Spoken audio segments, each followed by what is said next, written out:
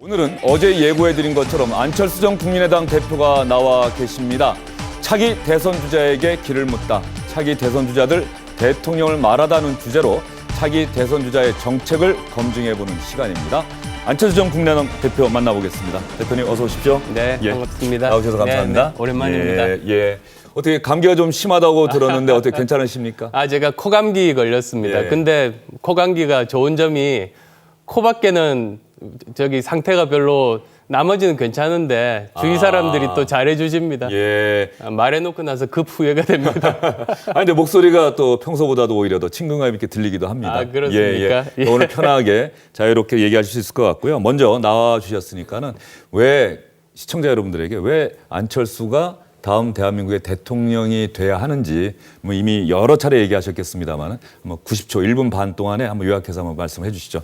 카메라 보시고 얘기를 편하게 해 주시죠. 사랑하는 국민 여러분, 안철수입니다. 최근 대한민국에 이게 나라냐는 탄식과 위대한 국민의 저력이 함께 해왔습니다. 지금 우리는 국가 위기의 한복판에서 대단히 중요한 결정을 앞두고 있습니다. 헌재의 탄핵 인용은 끝이 아니라 시작입니다. 절망의 미로에서 희망의 큰 길로 나가는 분기점입니다. 힘든 일을 겪어야 누가 친구인지 알 수 있습니다. 위기를 겪으면 누가 진정한 국민 편인지 알 수 있습니다. 저는 국민과 함께 새로운 희망을 만들어내겠습니다. 공정한 나라, 새로운 대한민국 만들겠습니다. 헌법과 법률의 준엄한 가치를 다시 세우겠습니다. 국민 주권 시대와 법치주의 그리고 민주주의의 꽃을 활짝 피우겠습니다. 과거 청산과 미래 준비는 미룰 수 없는 과제입니다. 국민들은 정직하고 깨끗한 대통령을 가질 권리가 있습니다. 국가 위기를 해결할 능력이 있고 4차 산업혁명 시대를 이끌어 나갈 대통령이 필요합니다. 자신 있습니다. 당당하게 전진하겠습니다. 탄핵이 인용될 것을 확신하지만 그렇지 않으신 국민들의 마음까지도 깊이 헤아리겠습니다. 국민의 마음을 하나로 모아 미래로, 오직 미래로 나가겠습니다. 위대한 우리 국민들과 함께 담대한 도전 시작하겠습니다. 함께 잘 사는 공정한 대한민국, 평화로운 한반도 기필코 만들겠습니다. 고맙습니다. 네, 안 대표님 잘 들었습니다. 짧은 시간 안에 하실 말씀을 다 하셨다 이런 생각이 드는데요. 일단 헌법재판소 내일 박근혜 대통령 탄핵 심판 사건에 대한 최종 결정 선고합니다. 탄핵이 인용될 것이다라고 확신한다. 네, 저는 그렇게 믿습니다. 예. 그렇다고 한다면 이렇게 질문 한번 드려볼게요. 정반대의 결과가 나오더라도 승복하시겠습니까? 네, 그건 저는 당연하다고 봅니다. 우리 헌법 질서 하에서 모든 것들을 풀어나가야만 되는 겁니다. 헌법 질서 안에서 모든 것들을 풀어나가야 한다. 그렇다고 한다면은 가정의 질문을 드려서 대단히 죄송하긴 합니다만은 헌재가 탄핵이 인용될 것이라고 하는 안 대표님의 확신과는 달리 다른 결론을 내렸어요. 그 다음에 안철수 대표님은 국민들, 지지자들이나 촛불광장에 모였던 민심을 어떻게 설득해 나갈 자신이 있으십니까? 네, 어떤 결과가 나오더라도 정치인들은, 저를 포함한 정치인들은 국민 통합에 나서야 할 때입니다. 지금 사실은 저기 바깥에 있지 않습니까? 이렇게 위험한 이런 상황에 대한민국을 함께 풀어나가는 지혜가 시급하고 저는 정치인들이 앞장서야 된다고 봅니다. 청와대에 있는 박근혜 대통령은 아직까지 침묵하고 있습니다. 박근혜 대통령이 헌법재판소의 최종 결정, 전이든 후든 어떤 입장을 내놓을 필요가 있다고 생각하십니까? 승복해야지요. 그건 당연합니다. 박근혜 대통령도 마찬가지로 헌재 결정에 승복해야 한다라고 하는 입장을 국민들에게 밝혀야 한다. 그런 말씀으로 해석해도 되겠죠? 예, 그렇습니다. 그러면 이제 안철수 대표님이 국민들에게 제시했던 정책 얼마나 실현 가능성이 있는지, 타당한지, 우리 대한민국을 더 좋은 나라로 만들 것인지를 한번 검증해 보도록 하겠습니다. 자리로 옮기셔서 거기서 본격적인 이야기를 한번 나눠보도록 하겠습니다. 여기 의자 좀 갖다 주시죠.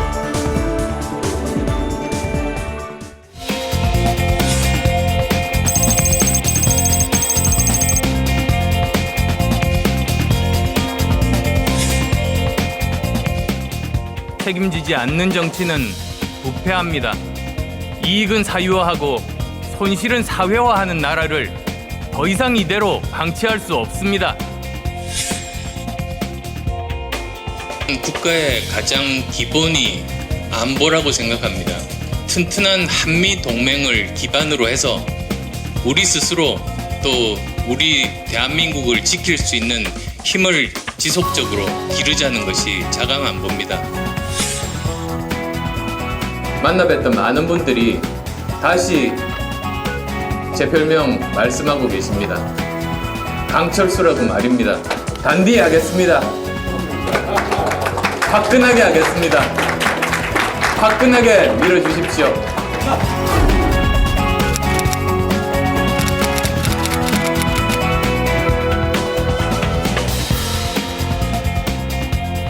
네, 영상 보니까 안철수 전 국민의당 대표, 이제는 안철수라기보다는 강철수다, 이런 점을 상당히 강조를 했네요. 주영진의 뉴스브리핑 시청자 여러분, 주영진의 뉴스브리핑은 어떤 기준을 갖고 대선 주자들을 초청하고 있느냐 궁금해하실 것 같습니다. 지난달에 있었던 SBS 8시 뉴스 여론조사 선호도 조사를 했습니다. 이때 1% 이상 얻은 차기 대선 주자들을 대상으로 출연 순서는 주자들의 개인 일정, 또 주영진의 뉴스브리핑 팀과 협의를 해서 모셨다는 점 여러분께 말씀을 드리도록 하겠습니다. 안철수 전 국민의당 대표를 보다 날카롭게 확실하게 검증하기 위해서 SBS 보도국 정치부의 두 선임 기자도 이 자리에 모셨습니다. 민성기, 원일이 선임 기자 나오셨습니다. 어서 오십시오. 안녕하세요. 안철수 전 대표랑 인사 좀 나누시죠. 네, 네, 반갑습니다. 취재 현장에서 이미 좀 보셨죠? 예. 예. 아마 취재 현장을 누비는 기자들 중에 가장 거의 고령이 아닐까 싶습니다. SBS에서 그 부장과 뭐 거의 국장급 경력의 선임 기자들을 현장에 내보내서 취재를 하고 있습니다. 예, 훨씬 안정감을 주실 것 같습니다. 예. 그러면 민성기 원일이 기자에게 먼저 질문권을 드리도록 할게요. 민성기 기자가 먼저 하시겠습니까? 네, 제가 먼저 하겠습니다. 우리 항상 말씀하실 때 이번 대선이 결국은 문재인과 안철수의 1대1 구도로 갈 거다, 이렇게 예언을 하고 계신데 반대입니다. 안철수와 문재인의 대결입니다. 근데 최근에 지지율 여론조사 추이를 보면 뭐 희망사항에 그칠 수밖에 없는 거 아니냐, 이런 생각이 들기도 합니다. 그 민주당 후보들은 빼고서라도 황교안 권한대행보다도 지지율이 좀 낮게 나오시는데 어떻게 1대1 구도를 만들겠다는 건지 궁금합니다. 지지율이라는 게 원래 정치적인 상황 따라서 요동치기 마련 아니겠습니까?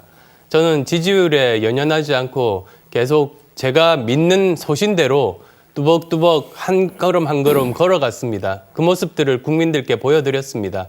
거기에 따라서 평가받는 것 아니겠습니까? 그리고 특히 지금까지는 어떻게 보면 헌재의 탄핵 인용이 되기 전 지금 이 순간은 모두 다 과거 청산이라는 기준 하에서 모든 후보들을 평가하고 계십니다. 그런데 헌재에서 탄핵 판결이 이제 인용이 되고 나면, 그러면 이제는 청와대에 아무도 없는 그런 상황이 되면 앞으로 우리나라를 누가 먹여 살릴 건지, 어떻게 먹여 살릴 건지, 이런 미래에 대한 준비를 누가 더 잘할 수 있는가로 기준이 바뀌게 될 겁니다. 그때부터가 본격적인 시작인 셈입니다. 네, 안철수 대 문재인의 대결이 될 것이다. 왜냐하면은 지금은 과거 청산을 먼저 민심이 얘기하지만 내일 헌법재판소 결정이 나오고 나면은 누가 더 나은 대한민국을 만들 것인가를 민심이 생각할 것이다. 그런 말씀이시고요. 원일이 기자는. 묻고 싶은 질문이 한 10대까지가 있었는데 가장 우문을 택했습니다. 좀 현답을 기대하면서 여쭙겠습니다. 이번 주 중에 저녁 약속 몇 번 하셨는지 기억나십니까? 저녁을 집에서 먹어본 적이 없습니다. 뭐 어제 저녁, 그리고 오늘 저녁, 내일 저녁 모두 다 외부에서 집에서 밥 좀 먹어봤으면 좋겠습니다. 네네. 주로 그러면 이제 정치권 사람들 만나서 이제 대선 관련된 이것도 다 대선 행보인가요? 저녁 약속도? 예, 그렇습니다. 네. 언론 분들도 계시고 네. 이제 그 따로 뵙는 분들도 조언을 위해서 계시고 네, 뭐 네. 많은 분들, 다양한 분들 뵙고 있습니다. 네. 이 질문을 이제 드리는 이제 가장 큰 이유가 모든 일정도 바쁘시고 새로운 정치를, 새 정치라는 그런 화두를 놓고서는 이제 여러 가지 메시지를 전달하고 계시는데, 지지율과 관련돼서 지금 이제 조금 더 지지율을 끌어올릴 수 있는 것이 언론도 그렇고 기자들 포함해서 주변에 있는 정치권 인사들하고 저녁에 소주 한 잔을 하고 스킨십을 넓히면 훨씬 더 지지율 하는데 또 도움이 될 텐데 이게 의식적인 건지 아니면은 어떤 새 정치에 대한 어떤 가치 철학 때문인지 과거 지금까지 모든 정치인들이 해왔던 그런 전통적인 방식의 스킨십, 소주 한 잔 마시고 흉금을 터놓고 속마음을 얘기하고 같이 어깨 동무를 하고 이제 이런 것이 좀 부족하다 이런 말들을 많이 이제 듣습니다. 그게 궁금합니다. 어떤 이 정치인의 패턴이 좀 다른 게 무슨 다른 이유가 좀 있습니까? 꼭 저는 다른 거라고 보지는 않습니다. 오히려 저는 정말로 많은 분들을 뵙니다. 네. 근데 이제 뵈야 될 분들이 아무래도 대선 후보들은 많지 않습니까? 그러면 사실은 한 분을 뵙고 나서 다른 많은 분들을 뵙다 보면 그 굉장히 긴 기간 동안에 못 뵙게 됩니다. 그런데 그러다 보면 이제 처음 뵀던 분들이 아니 왜 이렇게 한 번 만난 다음에 이렇게 다시 만나자고 안 그러나 섭섭해 하십니다. 이제 그러면 다시 또 한 바퀴를 돌면 다시 또 같은 일들이 계속 반복되는 겁니다. 물론 그런 점 저도 더 노력해야 되겠다는 생각을 합니다. 네. 김종인 전 대표가 민주당 탈당하지 않았습니까? 그리고 손학규 전 대표와 지금 경선 규칙을 얘기하는데 진전이 잘 안 되는 것 같습니다. 또 손학규 전 대표는 김종인 전 대표 만났습니다. 안철수 전 대표 국민의당 경선과 별개로 김종인 전 대표의 탈당, 뭐 어떤 다른 움직임, 그 안철수 전 대표 좀 긴장하셔야 되는 것 아닌지. 그런데 결국은 모든 판단은 국민들이 하시는 거 아니겠습니까? 사실은 여의도 정치권 와서 제가 하나 느낀 점이 너무 눈앞에 있는 상대와 경쟁하는 것만 신경 쓰다 보니 어느새 국민들을 잊어버리는 경우들이 있습니다. 그러면서 큰 판단착오들을 많이 하게 됩니다. 사실은 지금 이제 대선입니다만, 대선이 이제 곧 열릴 겁니다만, 자기가 하고 싶다고 대통령이 되는 게 아니지 않습니까? 자기가 준비됐다고 누가 시켜주는 것도 아닙니다. 시대가 요구해야 됩니다. 그리고 국민들이 시대 정신을 구현할 수 있는 사람인지를 판단하시는 겁니다. 그래서 저는 어떤 여러 가지 구도나 이런 것들보다도 제가 시대 정신을 구현할 수 있다는 점을 국민께 말씀드리는 노력, 거기에 주력하고 있습니다. 예, 드리고 싶은 질문이야. 우리 두 선임 기자도 정말 많을 텐데 일단 시간의 제약이 있으니까는 안 대표께서 국민들에게 제시한 공약 어떤 내용이 있는지 저희가 준비한 화이트보드 앞에 나가셔서 하나하나 설명을 해주시고요. 하나당 한 3, 4분 정도 프리젠테이션 한다고 생각하시고요. 그다음에 선임 기자들의 질문 받고 이렇게 진행을 하도록 하겠습니다. 예.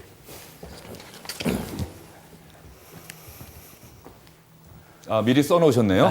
예. 예, 시간 절약을 예. 위해서 이랬습니다. 세 가지 공약만 저는 설명을 드리고자 합니다. 그런데 공약에 앞서서 우선은 4차 산업혁명 이야기부터 하겠습니다.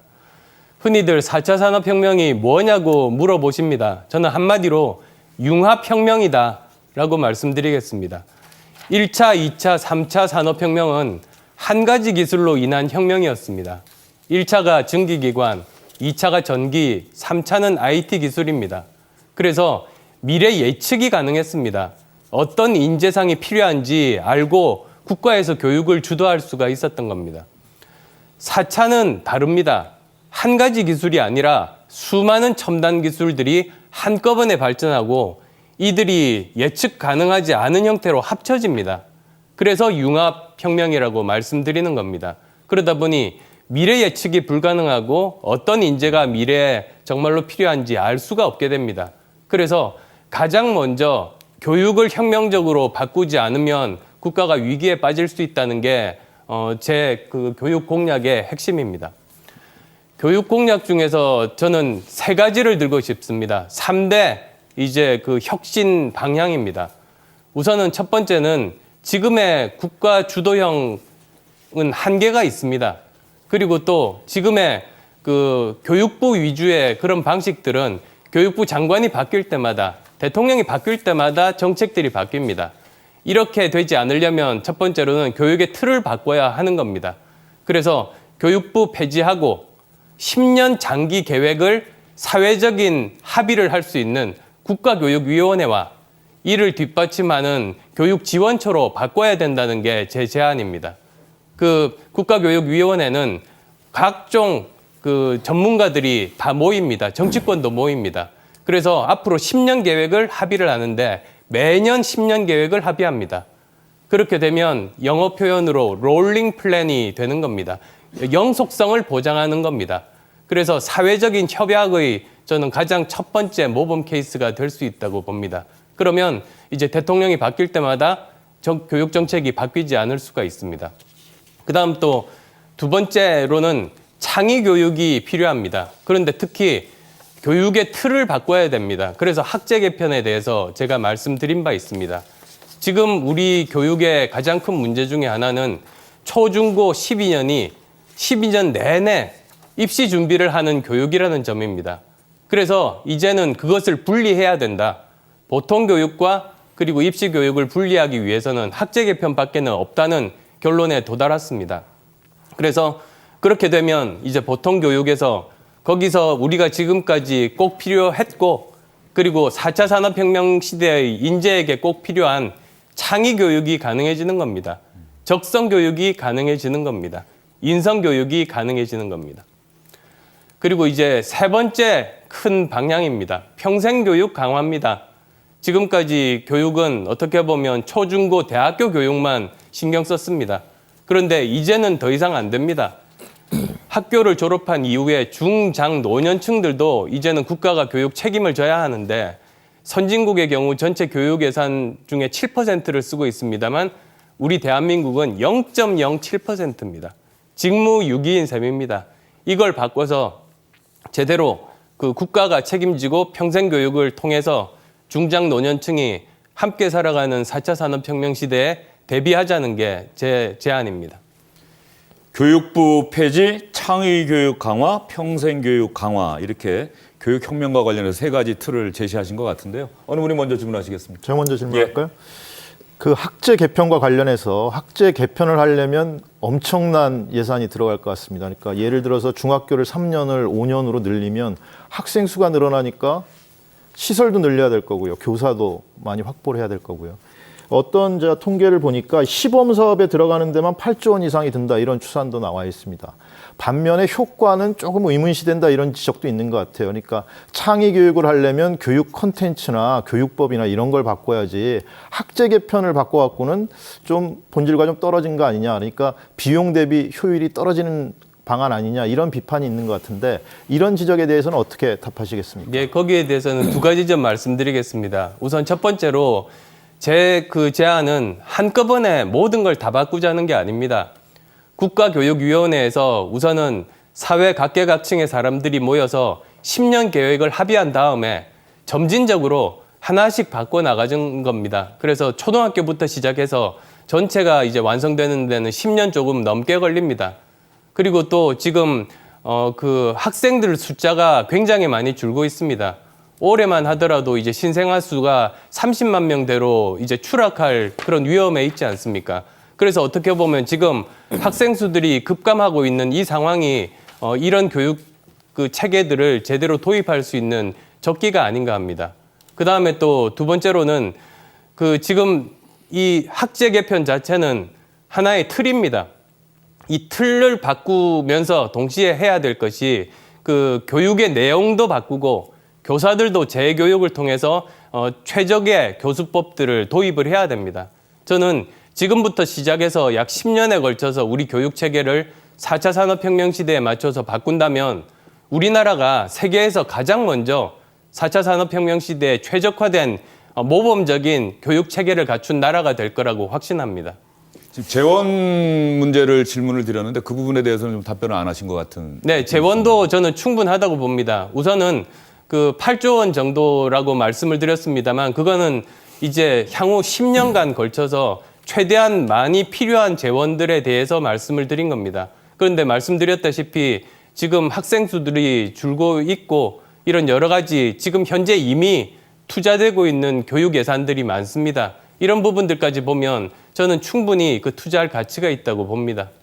개념적으로 교육개혁 부분은 굉장히 매력적인 개념으로 지금 이제 와닿고 있습니다. 저 개인적으로는. 근데 이제 교육부 폐지라는 이런 거에 대해서 이렇게 내용을 들여다보면 교육부 폐지 다음에 이제 그건 교육처라는 걸 만들면 이게 장관급 부처를 차관급 교육처로 바꾸고 국가교육위원회를 신설해서 10년 계획을 짠다 그러면 결국은 이거 부총리급이나 또 장관급 아닐까 싶은 생각이 얼뜻 드는데 그렇다면 결국은 교육부를 교육위원회와 교육처로 나눠서 이거 괜히 옥상옥되는 거 아닌가. 어차피 정부가 이 교육이라는 것을 포기하지 않는 이상 그 교육부를 굳이 이렇게 위원회와 처로 나눠서 갈 필요가 있는가 이런 생각이 일견 드는데 어떻게 좀 설명을 좀 해주시겠습니까? 제가 이렇게 제 편 제안한 이유가 두 가지가 있습니다. 지금 제일 큰 문제 중에서 첫 번째가 장기적인 교육 정책이 지금은 불가능한 상황 아니겠습니까? 어떻게 하면 장기적인 계획을 세워서 그걸 실제로 정권이 바뀌더라도 지속 가능하게 연속성 있게 할 수 있을 것인지 거기에 대한 고민입니다. 그래서 이 국가교육위원회라는 것이 단순하게 그냥 예전에 행정 관료들만 모인 조직이 아니라 교육 전문가, 학부모 대표, 그리고 행정 관료, 여야 정치권이 다 모입니다. 거기서 사회적인 협약을 맺는 겁니다. 우리나라도 이제는 유럽 국가들처럼 사회적 협약을 해야 장기적인 국가 계획이 가능하다고 봅니다. 그 첫 번째 모범 사례가 바로 교육 정책이 될 수 있다고 생각합니다.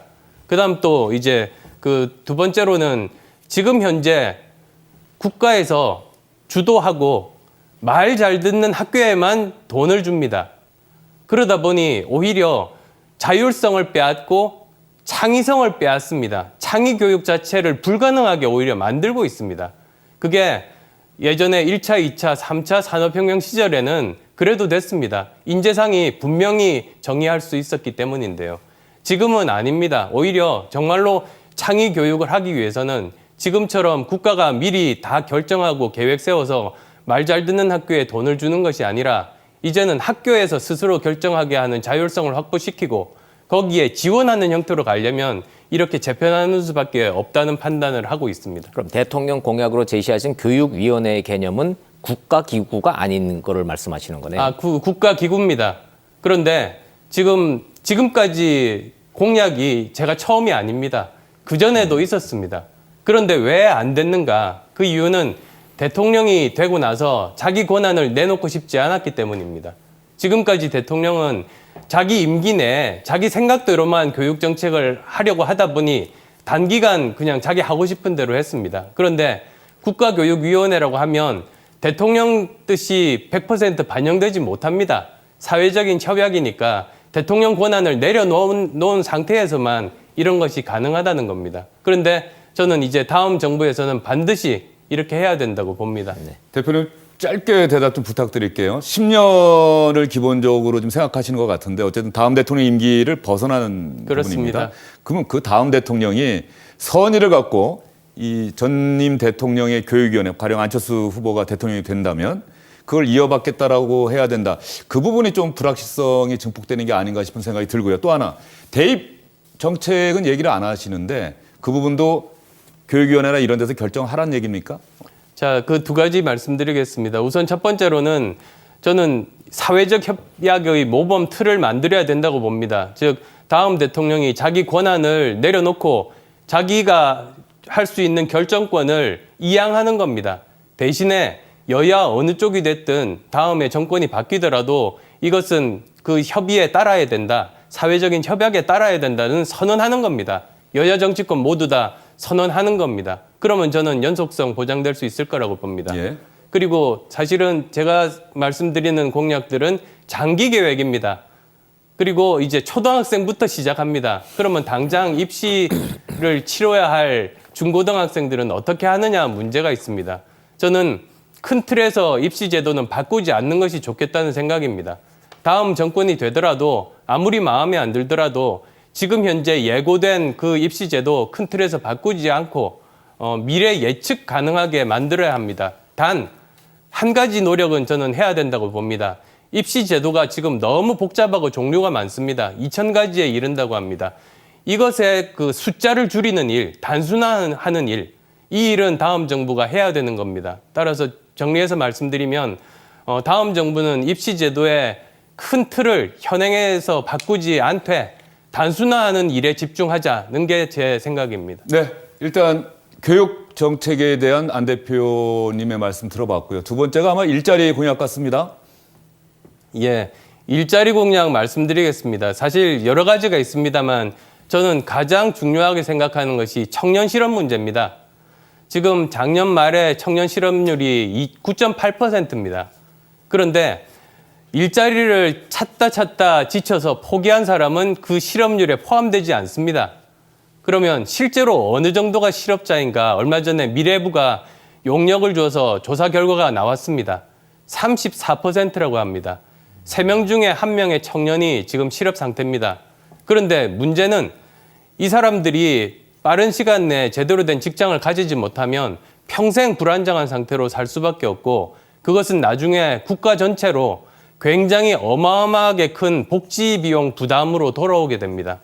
그리고 이것이 앞으로 악화될 거라는 게 더 문제입니다. 2010년에 처음으로 대학 신입생 수가 35만 명을 넘었습니다. 2012년이 되면 사상 최대로 대학 신입생 수가 많습니다. 이 사람들이 취업 현장에 나오는 때가 바로 올해부터 앞으로 5년간입니다. 즉 지금도 실업률이 청년 실업 문제가 심각한데 앞으로 5년간은 우리가 지금까지 경험해보지 못한 사상 최악의 청년 실업이 우리 눈앞에 와 있는 겁니다. 이것은 국가가 5년 동안 특단의 대책을 해야 된다고 저는 말씀드리고 싶습니다. 5년 후는 조금 나아집니다. 청년의 숫자도 줄 뿐더러 베이비 부머 세대들 은퇴를 하면서 빈 일자리들이 생겨나니까 다음 정부 5년 동안은 정말로 이 문제에 대처해야 된다고 봅니다.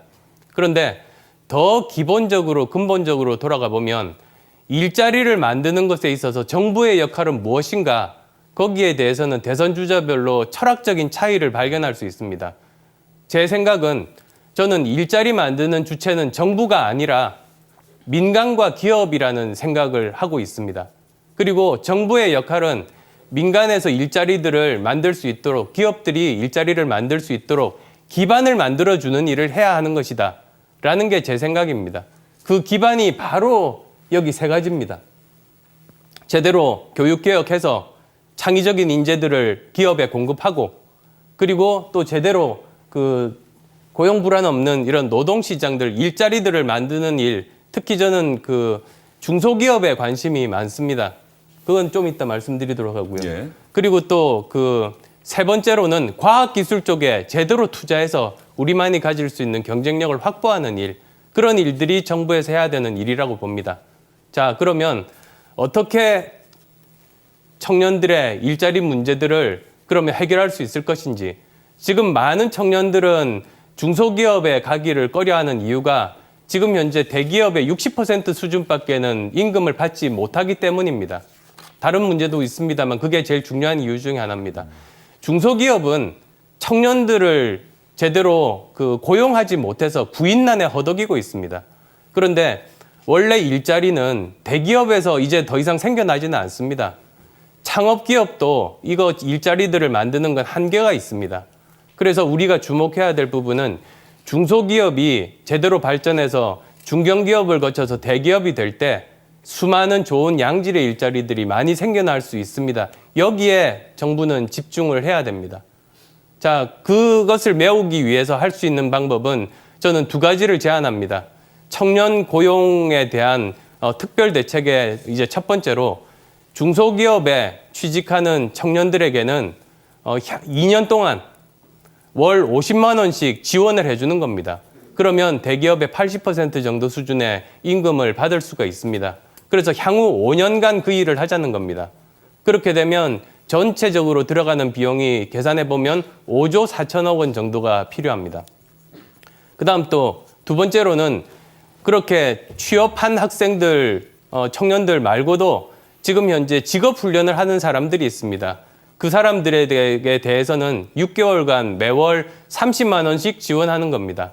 그러면 대상자를 연 40만 명 정도를 잡으면 향후 5년간 3조 6천억 정도가 필요합니다. 즉, 이 2가지를 하는 데는 9조 원 정도가 필요하게 됐는데 지금도 보시면 5년 동안 9조 원이 필요한 정책입니다만 지금 현재 정부의 정책들을 보면 매년 일자리에 27조 원을 지금 쓰고 있습니다. 청년 일자리에 매년 2조 원 정도를 쓰고 있습니다. 따라서 5년 동안 9조 원은 이 내부 그 예산들을 재조정하면 충분히 조달 가능합니다. 예, 미리 재원 방안 마련까지 설명을 해주셨는데요.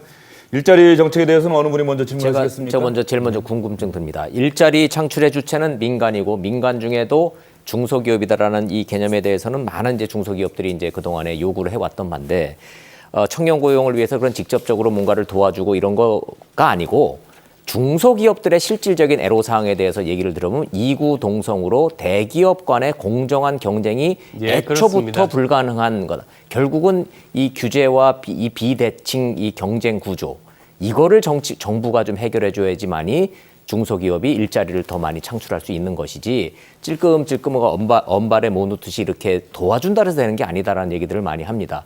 필연적으로 그래서 중소기업 육성책을 얘기를 할 때는 대기업 규제 문제가 나오는데 그 부분이 빠져 있습니다. 지금 어떤 보관을 갖고 계십니까? 그러니까 지금은 이제 청년 실업 문제에 대해서 했기 때문에 한쪽 측면만 말씀드렸습니다. 네네. 그런데 이제 전체 산업적으로 중소기업을 발전시키기 위해서는 세 가지가 필요합니다. 우선 첫 번째가 중소기업이 왜 경쟁력이 떨어지는가? 그것은 연구개발에 투자도 하지 못하고 여러 가지로 그 기술력이 부족하기 때문입니다. 따라서 그 부분을 보완하는 일이 필요한데 저는 이제 다음 정부에서는 수많은 국책 연구소들이 지금처럼 직접적으로 또는 간접적으로 대기업을 위한 연구를 하지 말고 점진적으로 중소기업의 R&D 센터로 바꾸는 일들을 해야 된다고 봅니다. 그 다음에 또 이제 두 번째로는 구인난입니다. 그래서 저는 청년들을 이제는 청년들 실업 문제도 해결하고 중소기업의 경쟁력도 높이기 위한 방안으로 지금 월 50만 원 보조를 제안을 드리는 겁니다. 그다음 또 세 번째로는 지금 방금 말씀하신 그 시장의 그 불공정한 거래 관행 문제입니다. 그래서 이 문제를 해결하는데 정부는 많은 노력을 해야 되고 저는 그 중에서도 특히 공정거래위원회의 그 역할을 제대로 세우는 것이 중요하다고 봅니다. 그래서 공정거래위원회의 그 개혁 방안에 대해서 저는 이미 지금 20대 국회에서 입법을 하고 있습니다. 지금 심의 중입니다. 윤석기 기자. 뭐 임금 격차와 관련해서는 대기업과 중소기업의 문제도 뭐 큰 문제겠지만 정규직과 비정규직 간의 임금 격차도 굉장히 큰 문제인 것 같아요. 지금 비정규직이 거의 뭐 전체 근로자의 50%에 육박하는 그런 상황인데요. 거기에 대한 대책은 좀 빠져 있는 것 같은데 좀 시간이 없어서 설명 못 하신 것 같은데 비정규직과 정규직 간의 임금 격차 또는 지위의 격차 이런 것들은 어떻게 해소하실 생각입니까? 예, 지금 뭐 시간이 워낙 3분밖에 예. 안 주신다고 해서 가장 중요한 청년 실업 문제 말씀을 드렸습니다만 말씀하셨듯이 비정규직 문제가 다음 정부에서 풀어야 할 또 가장 큰 숙제 중에 하나입니다. 결국은 격차 해소라는 게 저는 시대 정신이라고 보기 때문입니다. 어떤 방법으로 해결할 수 있을까? 그래서 저는 직무형 정규직을 제안을 했습니다. 그래서 우선은 공공기관부터 시작해서 지금의 비정규직 상태가 아니라 그 직무마다 정규직으로 그 사람들을 채용을 하되 그것이 호봉제는 아닌 겁니다. 그 직무에 따라서 임금이 정해져 있고 거기에 따라서 그 안정된 직장 그리고 지금보다는 훨씬 더 제대로 대우받는 일자리들을 만들고 그것을 이제 그 민간까지도 확산시키자는 제안을 하고 있습니다. 교육혁명과 고용 불안 없는 노동시장 두 가지 정책 설명해 주셨고요. 이제 마지막으로는 아마도 안보 정책, 대외 정책이 될 것 같습니다. 자강 안보 어떤 뜻입니까? 그 안보는 정말로 중요합니다. 제가 가장 오래 했던 일이 컴퓨터 바이러스 잡는 일이었습니다. V3 만드는 일이었습니다. 그런데 그런 과정 중에서 제 마음속 깊이 이제 그 자리 잡게 된 생각은 컴퓨터가 정말로 유용한 도구이긴 하지만 바이러스 침입하거나 해킹을 당하면 아무 일도 하지 못한다는 점입니다. 국가 안보도 마찬가지 아니겠습니까? 여러 가지 그 다양한 시민들의 국민들의 활동이 펼쳐질 수 있는 좋은 장이지만은 안보에 구멍이 뚫리면 아무 일도 하지 않는 겁니다. 정말 국가의 그 뿌리에 해당하는 것이라고 저는 봅니다. 그런데 지금 여러 가지 상황이 녹록지 않습니다. 그래서 이럴 때야말로 저는 자강 안보가 필요하다는 말씀을 드리고 싶습니다. 자강 안보란 무엇인가 하면 튼튼한 한미 동맹을 기반으로 해서 우리가 스스로 국가를 지킬 수 있도록 그 안보 능력을 확대하는 일들을 말합니다. 그래서 거기에 여러 가지 필요한 일들이 있습니다만 가장 우선적으로는 우리 군의 그 국방력을 강화하는 일을 해야 합니다.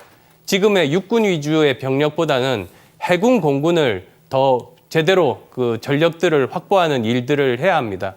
그리고 또 북핵에 대비해서 이미 지금 KAMD라든지 킬체인 같은 것이 지금 점진적으로 실행이 되고 있습니다만 그것도 빠른 시간 내에 완료를 해야 됩니다. 그리고 또 저는 국방 R&D에 주목합니다. 국방 R&D에 지금보다도 훨씬 더 많은 투자를 통해서 국방력 강화는 물론이고 그것이 이스라엘이나 미국처럼 산업과도 연결이 될 수 있어야 된다고 봅니다. 그런데 그런 일들을 하기 위해서는 지금 현재 국방 예산으로는 저는 부족하다고 생각합니다. 그래서 저는 국방 예산이 지금 GDP의 2.4% 정도입니다. 올해 예산이 40조 원 정도입니다. 이것을 점진적으로 GDP의 3% 수준, 올해 기준으로 따지면 50조 원 정도가 됩니다. 그것까지는 느려서 제가 말씀드린 이런 부분들을 투자하고 그래서 우리 국방력을 높이자는 말씀을 드리고 싶고요. 그리고 또 가장 기본 중에 기본이 그 부정부패가 없어야 되지 않습니까? 그래서 국방에 관한 한 정말 부정부패가 발견이 되면 다시는 사회에 발을 못 붙이도록 엄단을 내려야 된다고 봅니다. 예, 자강 안보를 얘기하셨습니다. 그리고 아마 방산비리 염두에 두고 말씀하신 것 같은데요. 어떤 분이 먼저 질문하시겠습니까? 시간 관계상 네. 짧게 여쭙겠습니다. 사드 관련돼서 지금 자꾸 말씀이 바뀌시는 건가요? 그 사드 관련해서 우리가 상황이 바뀌었지 않습니까? 그러면 거기에 대해서 또 그 적절하게 대처할 수 있는 방법이 바뀌는 건 당연합니다. 지금 다음 정부에서는 꼭 필요한 일이 두 가지 아닙니까? 외교 관계에 있어서는 국익이 최우선이고 그 다음에 정부끼리 국가끼리 한번 합의한 것에 대해서는 다음 정부는 존중해야만 합니다. 지금 이제 중국이 무역 보복까지도 지금 염두에 두고 여러 가지 행동을 하고 있습니다. 그런데 지금 현재 이 시점에서 다음 정부가 해야만 되는 일은 중국 정부를 설득하는 겁니다. 대한민국과 중국은 정말 수천 년간 이웃 나라로 좋을 때도 있고 나쁠 때도 있었습니다. 그런데 최근 25년은 가장 좋았을 때라고 봅니다. 서로 정말 진정한 친구가 되려고 했고 저는 앞으로도 이 관계가 지속되는 것이 양국 모두에게 바람직하다고 보는데 정말 진정한 친구라면 넘지 않아야 되는 선이 있는 것 아니겠습니까? 거기에 대해서 저는 중국 정부를 설득해야 된다고 봅니다. 사실 대한민국 안보에 있어서 가장 큰 위협은 북핵이고 우리가 그 문제에 대해서는 우리의 동맹국인 미국과 함께 대처할 수밖에 없다는 걸 중국 정부에 이해를 시켜야 됩니다. 그리고 또 이 한반도가 불안정해지면 사실은 그건 중국 국익에도 손해입니다. 그 점까지 포함해서 저는 중국 정부 설득이 반드시 필요한 때라고 봅니다. 국민의당 당론은 여전히 사드 배치 반대는 그대로 유지되고 있는 거죠. 지금 여러 가지로 논의하고 있는 중입니다. 그럼 바꾸시기를 희망하십니까? 이제 당론을? 대선 때가 되면 이제 대선 후보들이 중심이 돼서 전체적인 그 약속들을 하게 됩니다. 그리고 이제 대선 국민이 되면 그렇게 제가 드린 말씀대로 국민께 약속드리게 될 겁니다. 좀 사안을 좀 명쾌하게 정리하기 위해서 추가 질문 하나 드리겠습니다. 아주 직설적으로 제가 질문하겠는데요. 자, 지금 사드가 지금 조기 배치되고 있는데 만약 대선 전에 사드가 배치된다. 이후에 우리 안 전 대표께서 집권하셨다. 그러면 그 사드는 뜯어내서 처음부터 재검토해야 되는 겁니까? 아니면 그대로 유지하는 겁니까? 그대로 유지해야 됩니다. 제가 말씀드렸듯이 국가 간의 합의는 다음 정부에서 존중해야 됩니다. 왜냐하면 그건 국가 간의 합의지 정권 차원에서 합의는 아니기 때문입니다. 네, 잘 알겠습니다. 하나 질문 더 드릴까요? 제가 그 안보공약 자료를 보니까 비핵화를 단계적으로 추진한다 이런 대목이 있어요. 제가 뭐 기자들이 의심이 많아서 그런지 모르겠지만 그 문장을 보면서 처음으로 드는 생각이 이런 거였습니다. 그러니까 이게 혹시 그 북한의 핵 포기가 현실적으로 어렵다고 보고 현 수준에서 동결하는 그런 협상서부터 밟아나가야 된다 이런 뜻이 좀 함의돼 있는 거 아닌가 이런 표현이 아닌가 생각했는데 어떻게 보십니까? 우리가 합의를 해나가면서 한꺼번에 그냥 근본적으로 모든 일들을 다 해결할 수는 없지 않습니까? 저는 점진적인 개혁주의자입니다. 저 스스로. 모든 사회 문제에 대해서 이제 그렇게 생각을 하고 있습니다. 북핵 문제도 마찬가지로 저는 점진적으로 이제 해결해 나가야 된다고 봅니다. 지금은 대북 제재 국면입니다. 그런데 저는 요즘 많은 사람들이 놓치고 있는 부분에 대해서 좀 지적하고 싶습니다. 왜 우리가 제재를 하는가? 그 문제입니다. 한 체제가 제재로 인해서 붕괴된 예가 없습니다. 그럼 우리가 왜 제재를 하는 것인가? 그것은 제재를 한 끝에 우리가 원하는 시기에 원하는 조건에 협상 테이블을 만들기 위함입니다. 즉 제재의 끝에는 협상 테이블이 놓여져 있습니다. 거기서 이제 많은 문제들을 타결하고 결정하게 되는 겁니다. 지금은 이제 그 과정을 밟아가야 될 때라고 말씀드리고 싶습니다. 딱 그 추가 궁금증 하나만 더 하겠습니다. 한반도 비핵화 원칙과 북한의 핵 보유국 인정하고는 차원이 다른 문제인데 그 공약집을 봤을 때 점진적 비핵화락하는 것은 한반도의 비핵화 원칙을 원천적으로 그 부인한 상태에서의 현실적 해법을 논의하시는 거 아닌가 이런 생각이 좀 듭니다. 아니, 그렇진 않습니다. 사실은 핵 보유국이라고 인정하는 것 자체는 그것이 그 국가가 핵에 대해서 책임지고 관리할 능력이 있을 때 아니겠습니까? 지금 전 세계적으로도 보면 다 그런 국가들만 핵을 보유하고 있는 겁니다. 저는 북한은 절대로 핵 보유국으로 인정해서는 안 된다고 봅니다. 그렇죠. 네, 알겠습니다. 안 대표님 말씀하신 거 들어보니까는 대학 강단에 서셨다는 걸 저희가 좀 깜빡한 것 같습니다. 역시 설명을 잘 해주신 것 같고요. 일단 이제 자리로 앉으셔서 다음 또 저희가 검증을 해보도록 하고요. 두 선임 기자분들은 여기서 보내드리도록 하겠습니다. 오늘 수고 많으셨습니다. 고생하셨습니다. 예. 자, 지금까지는 안철수 전 국민당 대표의 정책을 여러분께 집중적으로 설명을 해드렸는데요. 이제부터는 사람 안철수라는 정치인은 어떤 길을 걸어왔는지 여러분에게 또 집중적으로 분석을 해드리겠습니다.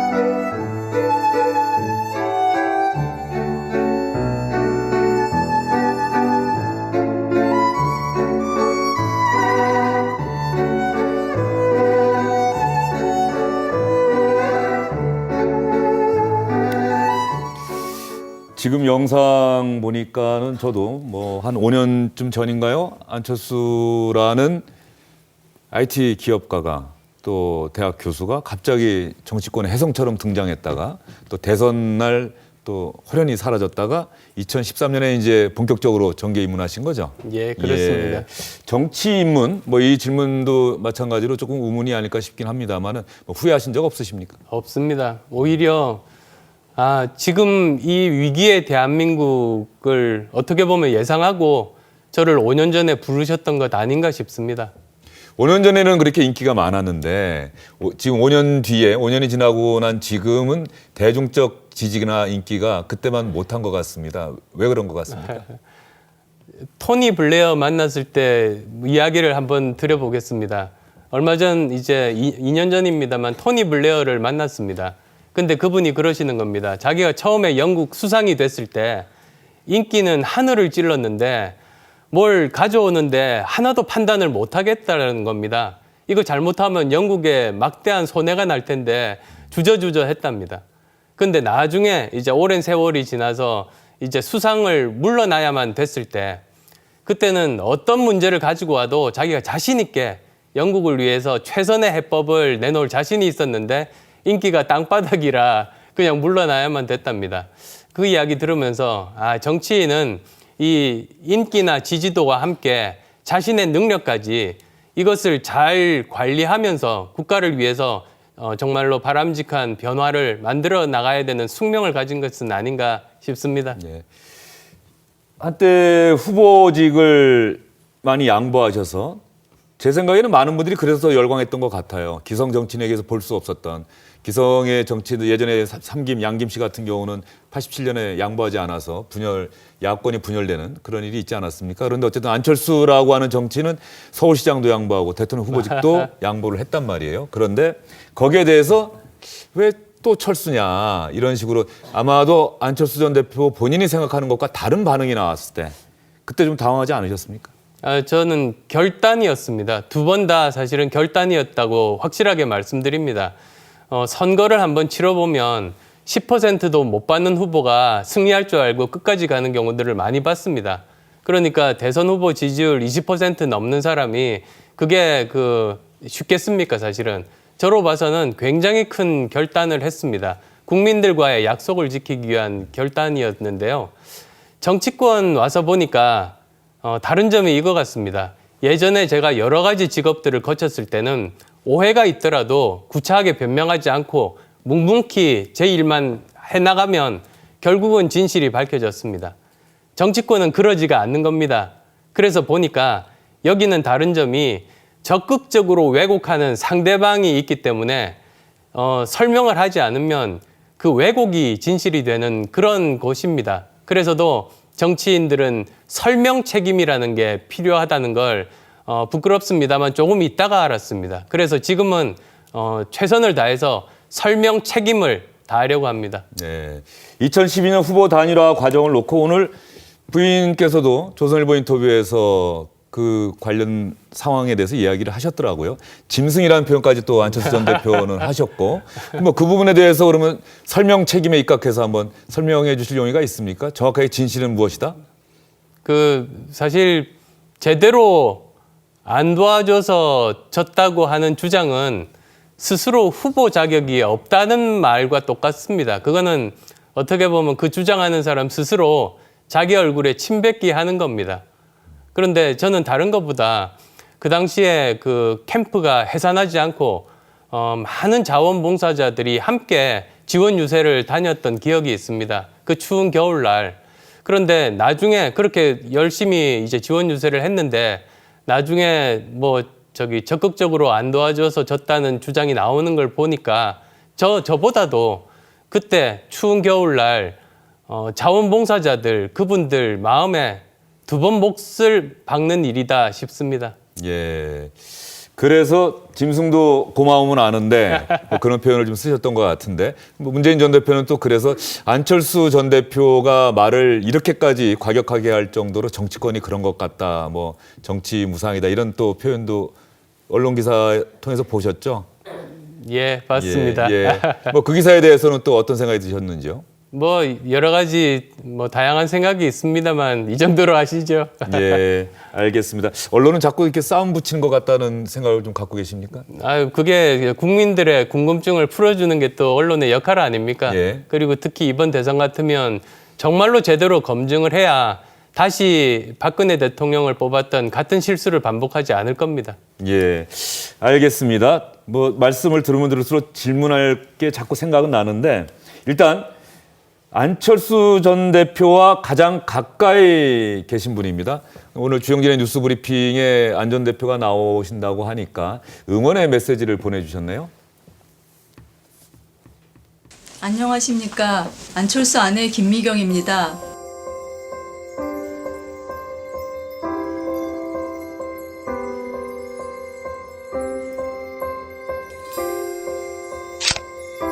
가족을 위해 라면도 끓여주고 분리수거 등 가사일을 도와주는 따뜻한 아버지입니다. 남편 안철수는 끊임없이 도전하고 발전했습니다. 모든 도전이 어려웠지만 남편은 자신이 필요할 때 그 부름에 반드시 응답했습니다. 5년 전 국민의 부름을 받아 정치를 시작해 지금까지 변함없는 마음으로 새로운 정치를 위해 달려오면서 많은 것을 배우고 더욱 강하게 단련됐습니다. 이제 안철수는 대한민국을 구하기 위한 준비가 돼 있습니다. 남편 안철수를 지켜봐 주십시오. 설이 아빠, 모두 함께 행복하게 살아가는 나라, 자랑스러운 대한민국, 평화로운 한반도를 만들어주세요. 언제나 당신을 응원합니다. 어떠세요? 아유, 예, 참 한편으로 고맙고 한편으로 미안합니다. 괜히 정치에서 저 와이프 좀 힘들게 하는 것 아닌가 이런 생각이 좀 드시는 겁니까? 아유, 그렇지는 않습니다. 예. 저는 정말 지금도 소명의식 가지고 나라 살리기 운동한다는 심정으로 하고 있습니다. 지금 이렇게 위기의 대한민국 구해달라고 5년 전에 부르셨다고 저는 믿습니다. 그런데 또 정치는 혼자 할 수 있는 것이 아니라 온 가족이 함께 하는 것 아니겠습니까? 그런 뜻에서 참 미안한 마음입니다. 조금 전에 부인께서 설이 아빠라고 부르시는데 따님이 지금 20대 후반 예. 사윗감으로 안철수 전 대표님 같은 분을 데리고 와서 아빠 저 이 사람과 결혼하려고 하면 어떻게 오케이 하시겠습니까? 아니면 다른 사람 찾아보라 저는 그러시겠습니까? 제 아이가 정말로 좋아하는 사람이면 누구나 좋습니다. 어떤 사람이든. 예. 기자들 많이 만나실 텐데 기자들은 어떻습니까? 사윗감으로 어떻습니까? 유부남이 많으신 것 같습니다. 예.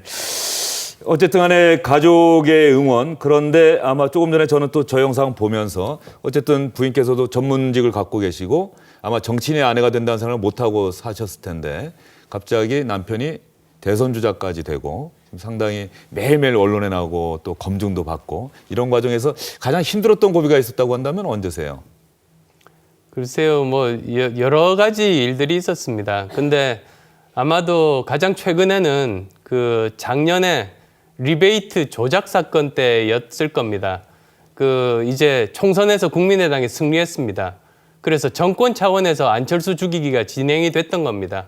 한 달 동안 계좌 추적을 했는데 아무도 돈 받은 것을 확인하지 못했음에도 불구하고 언론에 리베이트라고 그렇게 배포하고 고발하고 그랬습니다.